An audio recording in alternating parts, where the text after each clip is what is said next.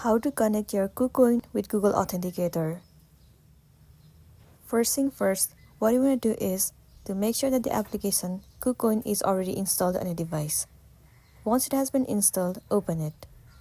Enter your login credential as in your username and the password and simply log into your specific account. Once you have been logged in, it will land you on this page. Now what you want to do is simply tap on your profile at the top left corner of the screen. Different menus will appear on your screen, but you have to head over to Security.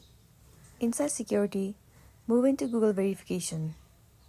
Well, for my account, you can already see that the Google Authenticator has been enabled.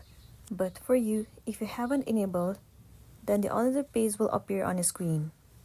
You simply have to follow the on-screen prompt, and then they will provide you with a two-factor authenticator code.